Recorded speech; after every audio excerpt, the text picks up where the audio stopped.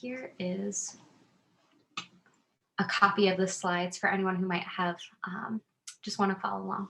All right, so I'm going to share the 3 main goals for our time together today, such that at the end of this workshop, you'll be able to leave with more information on what to expect when interacting with police, some tips for safe interaction with police for individuals with ASD, as well as their caregivers, and some skills that you can share with others, and a few opportunities to practice these here together in our time today.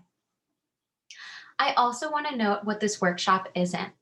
So this isn't the one and only source for all information on police safety for autistic individuals. While I can give you some tips on what to do in police presence and illustrate some common scenarios for interactions with the police, there aren't special rules that will help you in every single interaction or work with every single police officer. The main goals for today are to try to get an introduction on this and set a foundation for our future continual conversations about safety. So here's just the general outline for what we'll cover today. I'm going to start us off with getting to know who's in the room with some introductions and an icebreaker activity. And then I'll go on to cover some key terms that make sure that we're all on the same page. And then I'll review our expectations for when we see police, as well as share some tips for our interactions with police, and then practice applying these tips before we close. So I'm really looking forward to getting to meet you all. Let's start with our introductions and icebreaker. So again, I would love to know who is joining us today. I'll ask your name, your pronouns, and where you're joining from, as well as your connection to ASD. And I'm really curious if we have a mix of caregivers, folks on the spectrum, as well as professionals here. So I can start off by just modeling this for you. So again, my name is Andy. I use she, her pronouns, and I'm joining you from Champaign, Illinois. And I'm a professional training to work with people on the autism spectrum. So I would like to invite all of our attendees to share your introduction by either taking yourself off mute or writing in the chat. And feel free to turn on your videos too. I know Zoom time can be exhausting, so I would invite you to turn on your videos if you'd like for this more interactive part. Hi there, Dustin. Hello, my name is Dustin. He, his, him. I'm about 50 miles southeast of Pittsburgh, Pennsylvania. I am an individual on the spectrum, and I am a self-advocate. Awesome. Welcome, Dustin. I was born in Philly, so I am pleased to hear you're joining us from the East Coast. Thank you. Thank you. All right, who's next?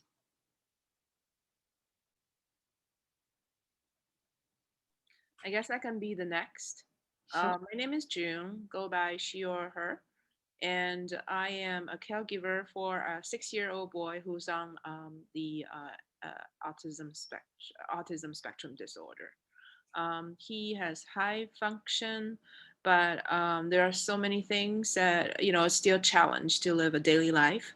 And I wanted to start young to understand the challenges. So it's great to say that I meet all of you, especially professionals and the advocate himself, and hope to learn from you guys. Thank you. Thank you, June. Welcome. I'll just read these off in the chat for other folks. So Beth Beckett is a special ed teacher and ASD parent. Welcome, Beth. And then I see Katie Stafford, use she, her pronouns, mom of 14-year-old ASD daughter. I also see Ophelia, parent of adult on spectrum. And then I think I have Erin, Jeannie, and Carrie, and another Jeannie, perhaps, on the call. Hi, I'm Carrie. I her, she. I live in Oakwood, Illinois. Okay. And I am a personal aide in a public high school for a young lady with autism. And I also do respite in her home. Awesome. Welcome, Carrie. Thanks so much for coming. Thank you. Hi, everyone. I'm Erin. I am a senior at the University of Illinois, and I am a part of the TAP internship. So I work in the Autism Program Resource Room as a TAP intern, and I'm just joining the call. Welcome, Erin. Thanks so much Thank for the you. work you do. Thank you. And I'm Jean, and Jean. I'm from Belvedere, Illinois. Okay. And in the 1970s, I was the first female patrolman in 17 southern and western states. And I also, before that, was a special ed teacher. So I'm aware that we really need to work hard on our communication skills, both from law enforcement and from education. So I'm delighted to see this tonight. Wow, we are honored to have you here. Thanks so much, Jean. And Jeannie, do you want to close us out? Sure. How wonderful to share my name with such a great role model. I'm Jeannie Kramer. I am the program coordinator at the Autism program at University of Illinois. I use she, her, hers. And yeah, I just am thrilled everyone who's on the call. So happy that you're here. Wow, thank you everyone. It's really great that we got a mix of folks today. And so I'm just gonna make sure that I can cater to kind of everyone's needs. And thanks, Erin. And what I would like, as people are already doing, you can take yourself off mute or on the chat if you wanna engage. This will be a workshop partnership. So I will share a little bit of information with you, but I also wanna make sure that everyone is understanding what we're going through, and then so I'll be asking for more opportunities to engage. So let's start off with this icebreaker. I'll ask for around 3 to 5 volunteers to share their response to this question. What do you think of when you hear the word safety? So what does it mean? How does it feel? What does it look like? So I'm going to invite 3 to 5 volunteers to share their interpretations of that.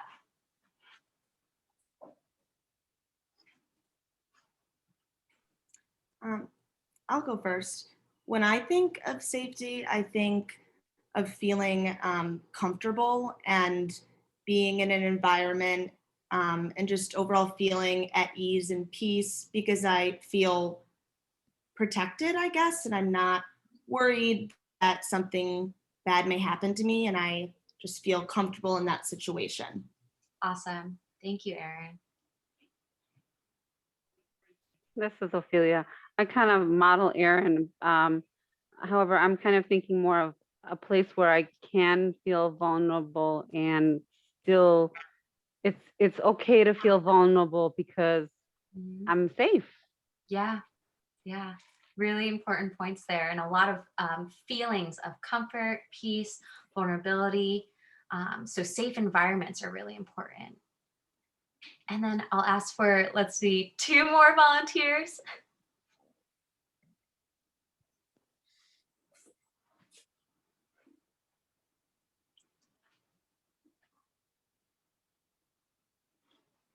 Thanks, Carrie. I think of protecting the ones around me. Awesome.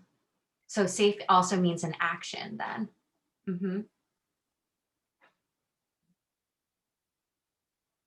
I guess I'm thinking about, you know, my child being safe and not to fall for traps. And then when the police come, you know, when he, you know, not now, but when he grow older, I assume that if he has tantrum or emotional outbreak, if the police ever come, or he knows how to deal with it or face the fact that, you know, he has to control his temper. Oh, June, did you already see the rest of the presentation? No, but you Well, know, great I job. hope Yeah. those. Yep, we'll definitely cover those. And thank you so much for your response. And I'll also read Dustin's from the chat. Free from harm and keeping all safe. So really, really great responses. So I heard a few things in terms of feelings, environments, actions, and other kind of steps that we can take to ensure that our loved ones and those we care for are safe. So today we'll be talking about safety in the context of interactions with the police. For all the caregivers and professionals here, this presentation is going to cover a lot about how individuals with autism can safely interact with the police, so you can share this information with them as training material and I'll cover some pieces that are specific to you and your role as well. And then as we get into the presentation, I think it'd be good for everyone just to assess a little bit about what we already know about interactions with police and safety to begin with, so we can see what we learned at the end. So for the following statements, I'll just read these out loud, and in your head or on a piece of paper, I'm gonna have you write down whether or not you think it's true or false. And don't say anything yet, so we can make sure everyone has time to think through their answers. And at the end of the workshop, we'll go through the answers together. All right, everyone ready? Statement 1, you do not have to follow any laws until you turn 18. So let people decide if that's true or false for themselves, and then we'll go over these at the end. Okay. Statement 2, if a police car stops near you, stay where you are and find out what the officers want.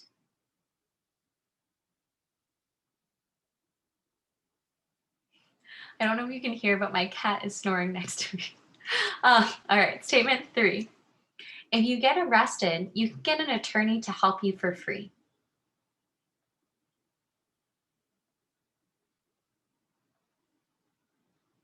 All right, statement 4.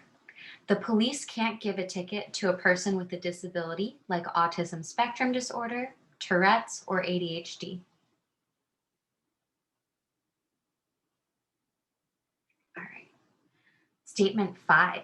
The police do not mind if you try and touch their badge.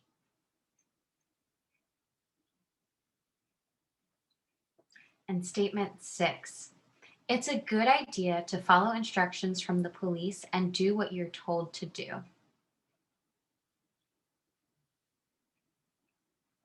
All right. Oops. So June, I'll ask you, we'll share our answers at the end, but we'll go through these together. So thanks for writing those down. No problem. So now that everyone has had some time to think these statements through, let's move on to some key terms I want to make sure we know for today, and we'll review these at the end together to see what we learned. All right, so take a look at this list. Law, safe, danger, police, and crime. Do I have any preliminary ideas on what these words mean? So I know we talked a little bit about safety, but what comes to mind when you hear the terms safe and danger? What do people think police do?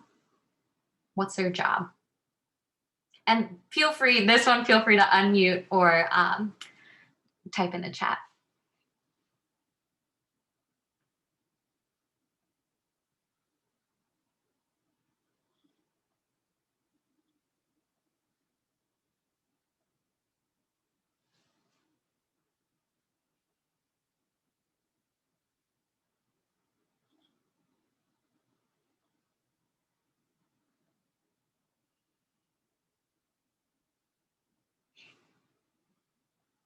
One thing you'll know about me is as a therapist, I'm very comfortable with silence. So maybe we can get 1 or 2 volunteers to share some ideas on what comes to mind when you hear these terms.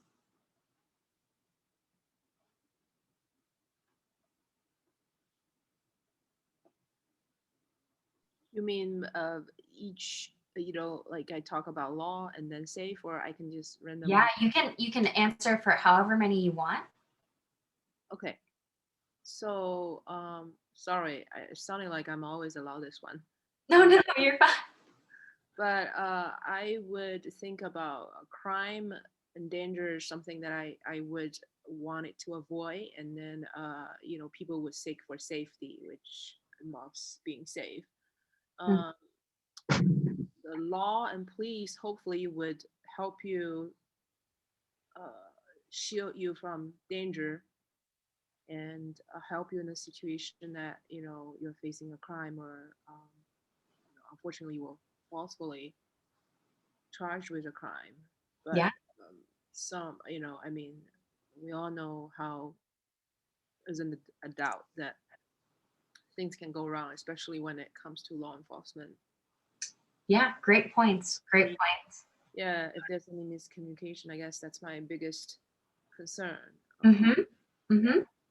Awesome. Thank you, June. I'm going to also read Dustin's answer. So law is something that must be followed, and danger and crime is something that will get you into trouble. So both June and Dustin's answers are really great lead ups. So here's how we define these key terms for today. So a law is a rule that everyone has to follow. So something that must be followed, as Dustin just said. We all follow laws every day, like waiting for the walk sign to cross the street, pulling over for an emergency vehicle, or cars and trucks that police, fire department, or ambulance companies might use, and also not texting while driving.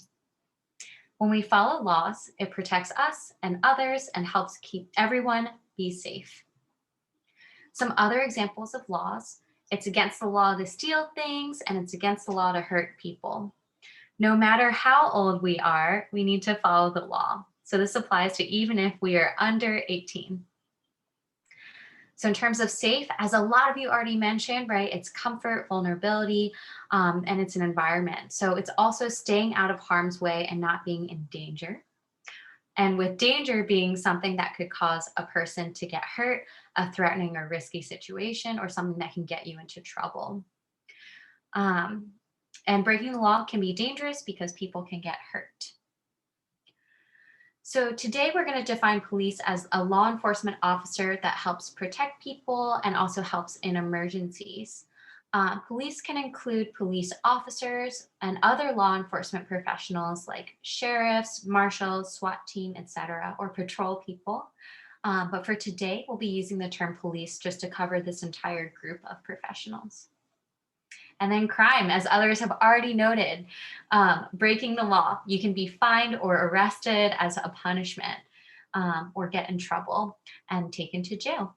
So now that we're all on the same page for our key terms, I'm going to move on to what to expect when you see the police. So what do the police do? Police watch out for the community, they keep the peace, and they respond in emergencies.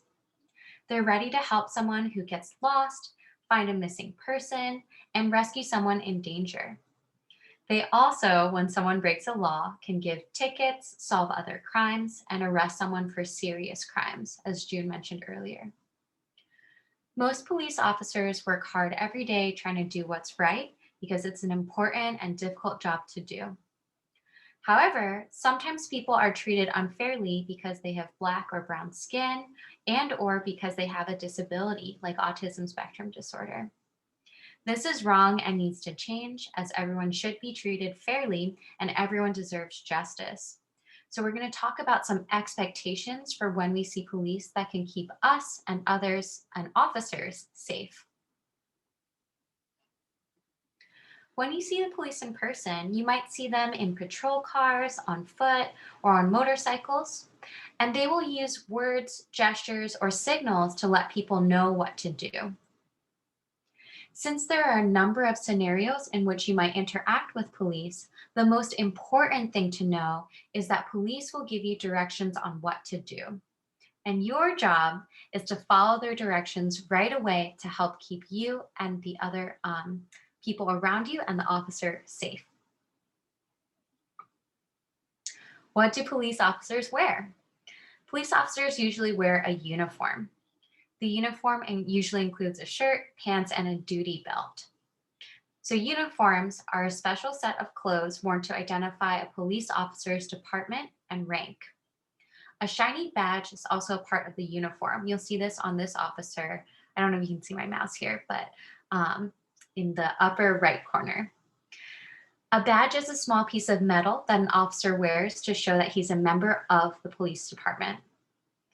The uniform can look very interesting, but when it comes to the police, the rule is to look, but don't touch. The police need us all to keep our hands to ourselves, so that means no touching their person, their uniform, or their badge.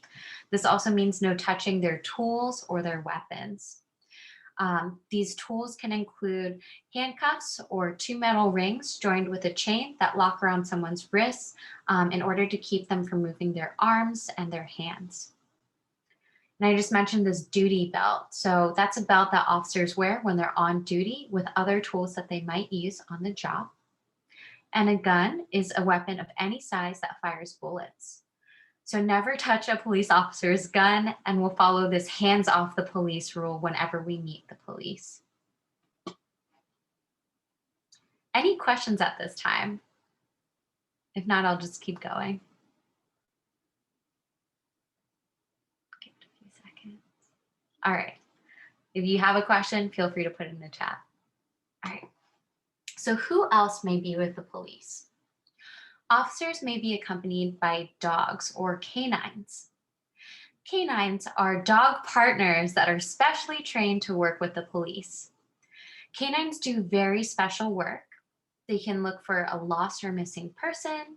They can search for drugs, guns, or cell phones, and they can help capture suspects or catch people who run from the police. Because canines are working animals, they are another tool of the police. Even though they can be really cute and furry, the same rule applies to never touch or reach for any tool of the police officer, which includes the canine dog. So just to recap, we keep our hands to ourselves when we see the police and also when we see a canine. We might see them in public, at the airport, or other settings. We, as non-law enforcement individuals, don't know when a canine is working. And so keeping our hands to ourselves is often the best rule to follow.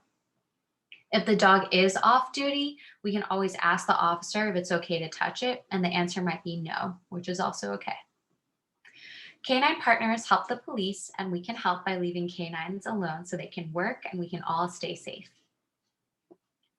So now that we know what to expect when we see police, I'm going to move on now to some tips for interacting with police to keep us safe. Again, I just want to be clear that there aren't special rules for every single interaction with the police, but these are some tips from the Be Safe protocol that was made in conjunction with the LAPD to ensure that everyone can stay safe. So here are the major ones.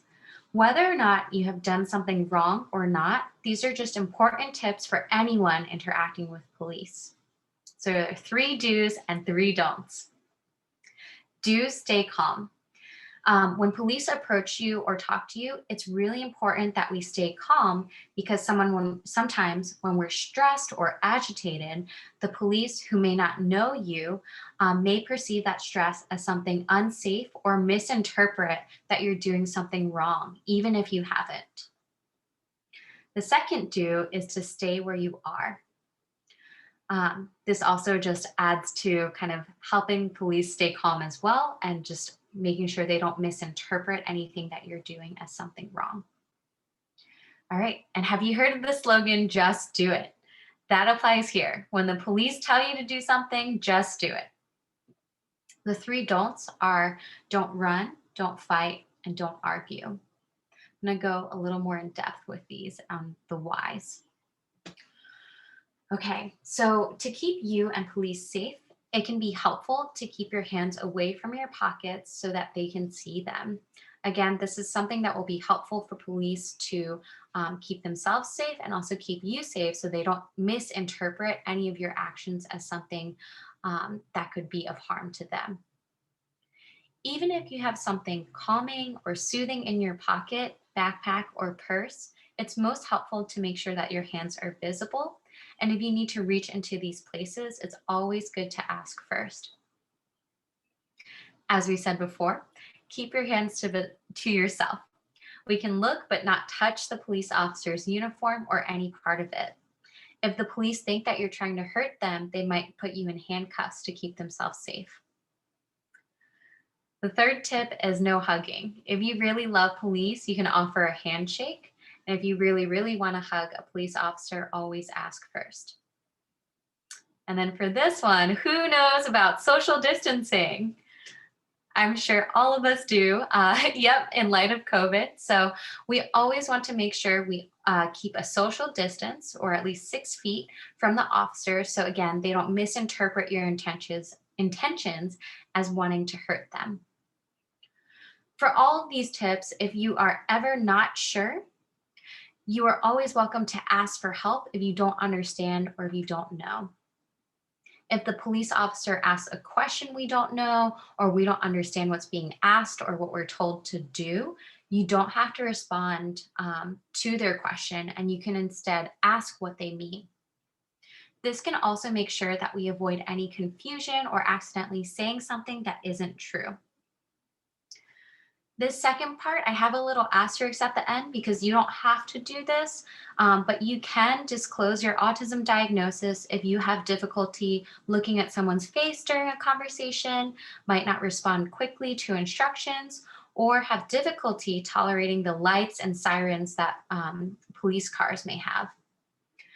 Police are typically trained to notice any behavior that's out of the ordinary. So it's really important that you, again, stay calm and also communicate if you need help, because an officer that doesn't know you might misinterpret signs of stress as signs of a threat to their safety. If a police officer understands these difficulties you may have, they may also have an understanding of the accommodations you may need. So some items that you can show an officer include a medical alert bracelet or a disability disclosure card. And I'll give you an example on the next slide, and also I'll share it with everyone at the end of the workshop. If in the event that you may get arrested and an officer says you have the right to remain silent, you can tell them that you don't want to answer any questions until a caregiver, family member, or advocate is with you. Also, if you're arrested, you can ask for a free attorney to help you. And again, you can remain silent and not answer any questions from the police until an attorney or lawyer gets there to be with you. So here's an example of an autism spectrum self-disclosure card. There's a lot of text on the screen, so I'm just going to walk everyone through it. As you all know, a disability is a part of who you are and nothing to be ashamed of. Some people may need to know about your disability, so you talk about it with them. And these people might include your family, teachers, some of your friends, your boss, and maybe some of your coworkers may know about it as well. If you ever get involved with the police, self-disclosure or providing information about special needs to the police can improve communication and help the police be more patient and understand you better. If possible, the police can do things a little differently to accommodate these needs, like speaking more slowly, being clear, and waiting and giving one direction at a time. So what's on the card right now? On the top, it says, I have autism spectrum disorder. My developmental disability affects communication, social behaviors, and sensory sensitivity. So just has little definitions there for the officer to be able to get a better sense of who you are and what they might need to know.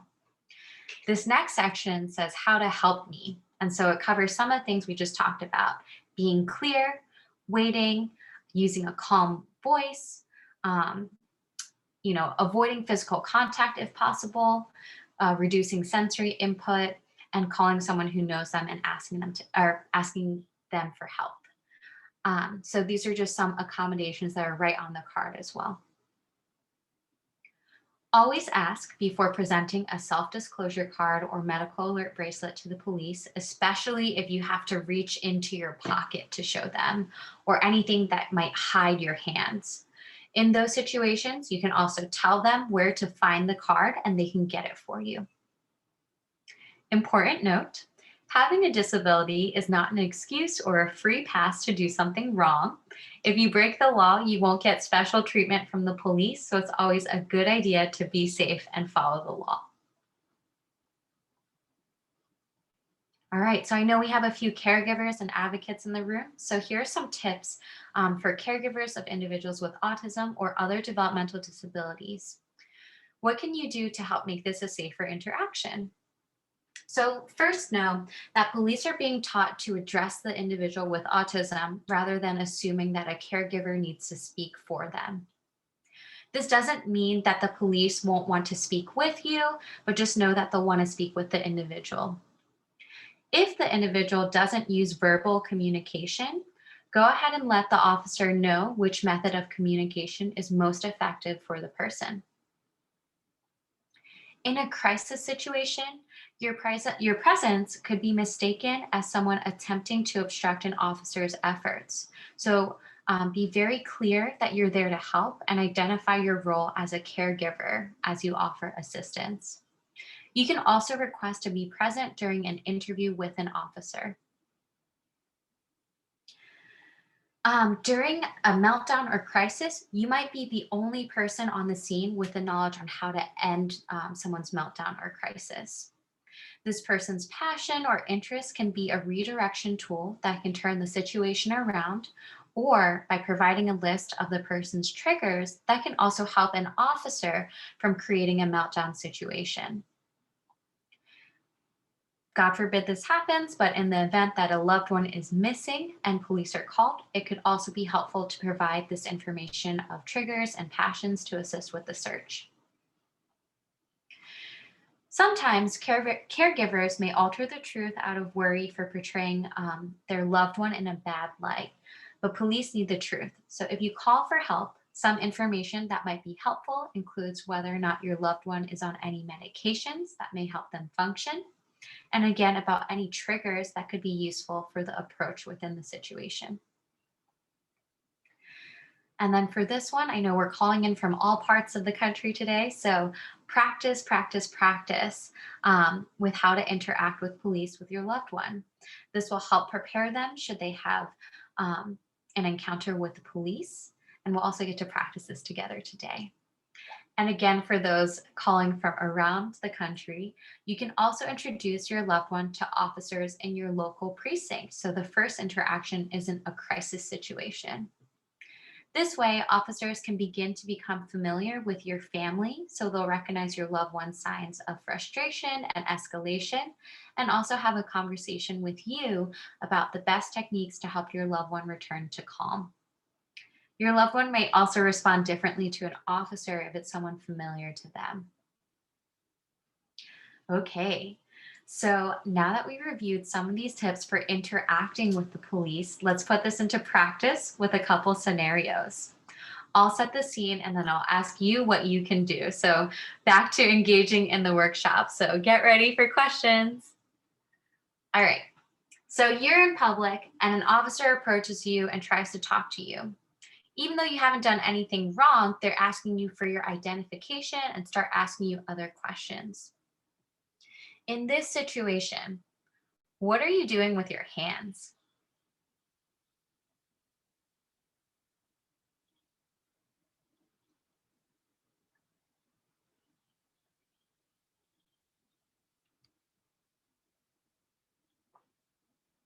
Awesome. Thanks, Dustin. Keep your hands visible. Exactly. We keep our hands out so the police can see them. And we also might drop anything that we have in our hands and also keep our hands to ourselves. Okay, so now that you're talking with this police officer, you think it might be helpful to disclose that you have autism. How might you go about doing this? I might ask to hear from another person.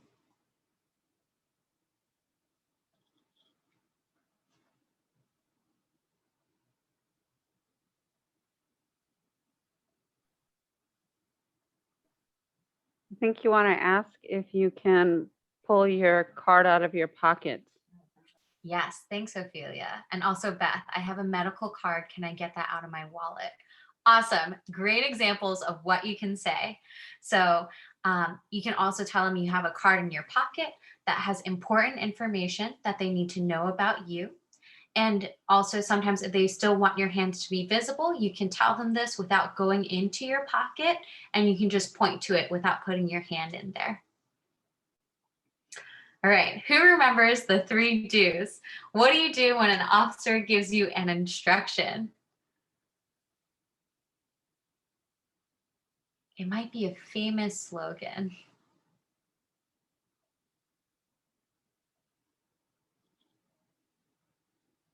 You got it, Carrie. Just do it.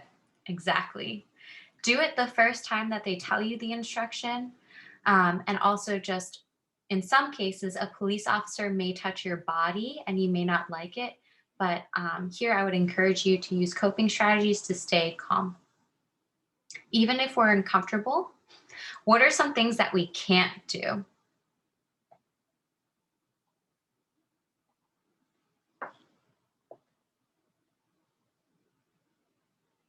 There were 3 don'ts. Yep, Carrie got it. Run or argue. Does anyone remember the third one?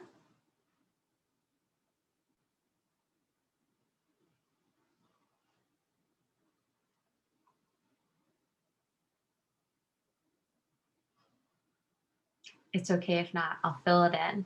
So we can't, yep, and we can't touch them, exactly. We can't run, argue, or fight with officers. And as a general rule, we can't touch an officer's body or uniform. So that includes their badge, handcuffs, belt, or gun. And we can't touch their dog if they have a dog with them. All right, last question for this scenario. If they ask you something you don't understand, what do you do?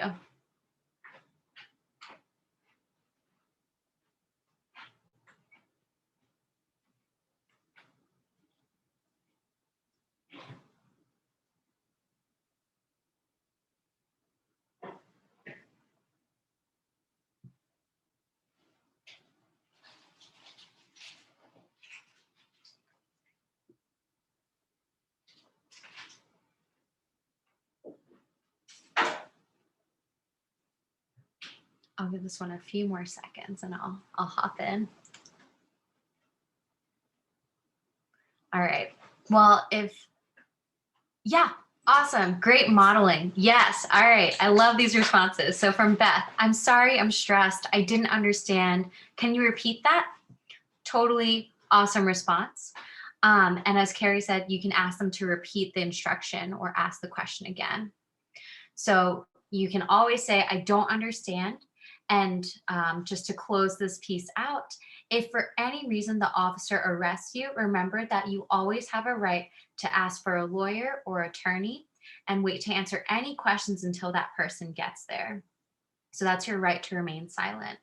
You can also ask them to contact a family member, advocate, or caregiver. Okay, I'm gonna move on to scenario 2. I've been in this situation before, but while driving, if you're breaking the law by speeding, the police may pull you over. You might see multiple signals from the police car, so that includes flashing lights or a police car following behind you. You'll have to pull over in America on the right side of the road and stop your car. And then the officer will come up to the driver's side window and you roll it down so they can talk to you. So in this scenario, what are we doing with our hands?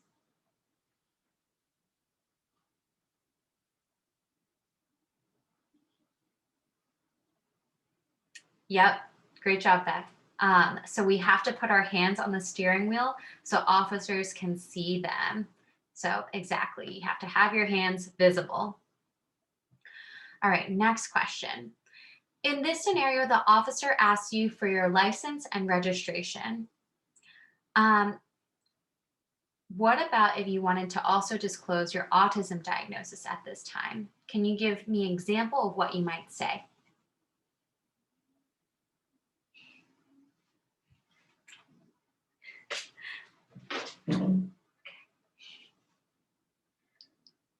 Just a cat visiting.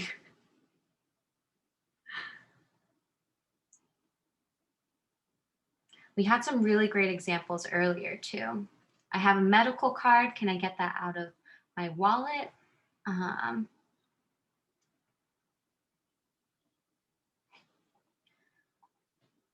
So very similar to what we said before. I have autism spectrum disorder. Would you like to see my information card? And on that information card, you might say, like, it lets you know what I have, my abilities and disabilities. And for this, I always tell them where your card is and that you're reaching for it. So again, they can see your hands. So we mentioned this before in our 3 do's, but it's a good idea to stay where you are when interacting with the police. So with that said, where are we keeping our body at this time?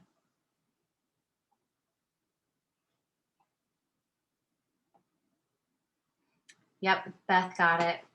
Stay in your car and don't follow the officer. We just stay in the seat. The officer may also tell you this instruction to stay in the vehicle, keep your hands on the wheel, and not to leave. And again, when an officer gives an instruction, we just do it. All right, so at the end, if you've been pulled over for speeding while driving, the officer will give you a ticket to sign, and he'll tell you to show up at a certain time and certain date to take care of the ticket. Even if someone has a disability like autism, Tourette's, or ADHD, you can still get a ticket. In general, to avoid these situations, it's good to follow the law, drive the speed limit, and be safe. Okay, so we have covered a lot today. And as we close, I'm going to end with this activity that you might remember from the beginning. So let's review together to see what we've learned and also see how we answer these questions now that we've done the workshop together. So I'm going to read each statement. I'm going to let people either unmute or, share in the chat their responses. Statement 1. You do not have to follow any laws until you turn 18. True or false? False. All right. Statement 2. If a police car stops near you, stay where you are and find out what the officers want. True or false?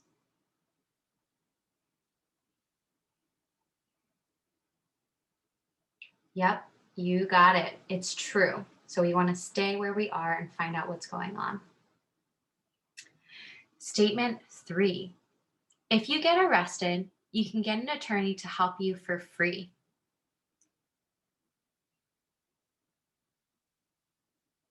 Ooh, everyone paid attention really well today. So true. Exactly. You can definitely get an attorney or a lawyer to help you for free.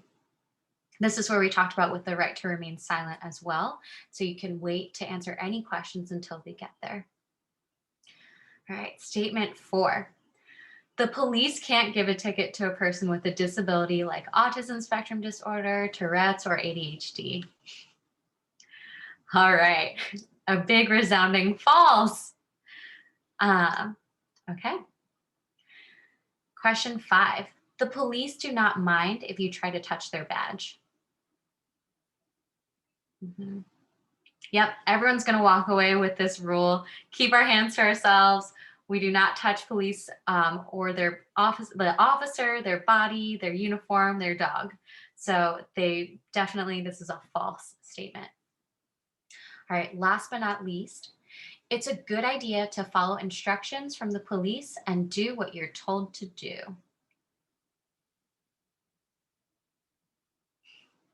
I love the all caps, Carrie. Thank you. Yep, this is true. So in general, that might be the biggest tip. It's just a good idea to follow instructions, just do it, and do it on the first time. So thank you everyone so much for your engagement with this workshop. I really appreciate your participation and everyone being a really generous participant with their time and energy. I'll take any questions that you might have at this time. And I'm also going to include the Autism Disclosure Card in the chat for everyone to download. Thank you so much. Here's the disclosure card. Thank you so much, Andy. Yeah, of course. Thank you. Thanks so much, everyone. The follow-up resources I referenced earlier, the Be Safe, the movie, that came out in 2013. And as always, you all know TAP, so that's their contact info. If there aren't any questions, I want to let you know that I will be sending you all, if you didn't get the links, I'll send you all a copy of the slide deck and the card that Andy included. I also wanted to comment on how wonderful a presentation this is, or an example of a way to discuss this with the people that you may be caring for. There were a couple things that I thought were super helpful. One was that nothing about this was scary. There doesn't need to be anything scary about talking about police safety. it should be a safe talk. And Andy gave us a lot of very good words to use and ways to describe things that make it a safe and interesting, informative thing to be learning about. So thank you, Andy, for doing that and for modeling that for those of us who are caring for individuals on the spectrum. Wow, it was my pleasure to get to be here for this event and meet everyone here. I really hope that this was helpful and that you're able to put it into practice with your loved ones and just talking about it. And again, right, this isn't the end all be all, but I hope that this can start some important conversations about safety. And last but not least, this will be recorded and on our Facebook page as well as our website. So if you'd like to reference back to it that way. Thank you so much, Andy, for your time and the Wow, thank you everyone. It was great to see you all.